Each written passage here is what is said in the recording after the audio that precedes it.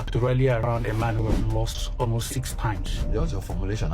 I'm asking you. It doesn't make sense. Are you sure it doesn't make sense? Or because it contradicts what you say? You say that the reason why you like Atiku is because he's playing an inclusive politics. Yes. In October 2022, on channel television, he said that Atiku's Kaduna comment, where he was telling another national to vote for a Yoruba or Igbo candidate, was a genocidal statement and called for INEC to prosecute him under Section 97 of the Electoral Act. Which one is it? When you say he should be prosecuted for dividing the country, The duty of the opposition is to watch closely what the other person has said and use it for your own advantage. So in 2022, when you made this statement, you were just playing politics. How should we know that what you're saying in 2026 now is not also you playing politics? First and foremost, I am playing politics. So it's not the truth for you, it's just a political victory. This your interview is about what I said. We just want to reconcile your past with your present.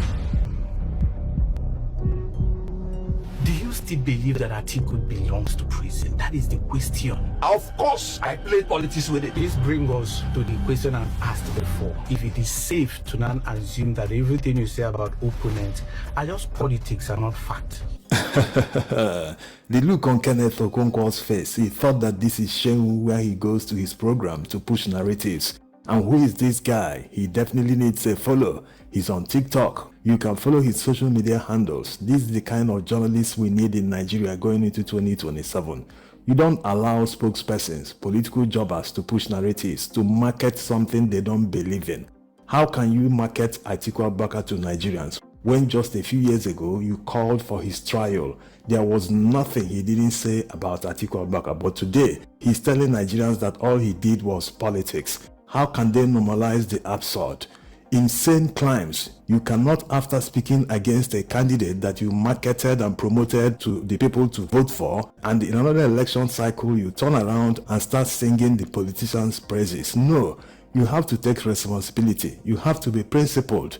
There's no way one person will fit into every political ideology. No, either you're on the right or on the left. You can never be on both sides. It doesn't make any sense. You play on the intelligence of Nigerians. So it is all about business for them. They are in it for what they can gain, not to help the candidates turn around the fortunes of Nigerians. So you can see, Nigerians, you don't need to listen to these types. The likes of Daniel Boala, Kenneth Okonkwo, and all the people that speak for these politicians, you don't need to listen to them. They don't even believe in the person they are promoting.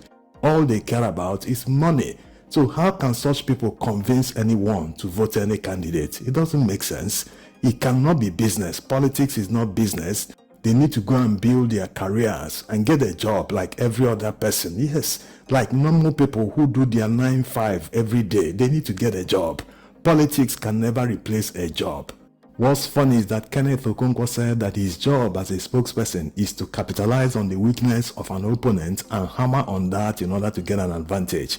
So he saw the weaknesses of Atiku Abubakar when he was the spokesperson of P2B. How can he now promote the same Atiku Abubakar after telling Nigerians about his weaknesses? It doesn't make any sense. He can't eat his cake and have it. Having criticized Atiku Abubakar, he should never speak for him again. And while we hold political jobbers accountable, we must also hold the people who hire them accountable. It tells a lot about the character of the person to employ someone who has criticized him in the past. Isn't it obvious that the person doesn't believe in you? How do you go about hiring someone who doesn't believe in you? Do you start by first convincing him that you are not what he thinks you are?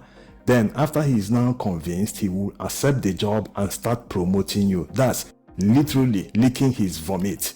Imagine telling Nigerians that you are this, you are black, and after a few years, the same person will now be humiliated just because of money and start telling Nigerians that no, that he was wrong. He never even says that he was wrong. He just expects everyone to forget the past and just focus on what he's talking now, on the now. Someone that you called black a few years ago, today you're calling the person white, expecting everyone to have a sudden amnesia that they can no longer remember what you said a few years ago, expecting everyone to swallow it hook, line, and sinker.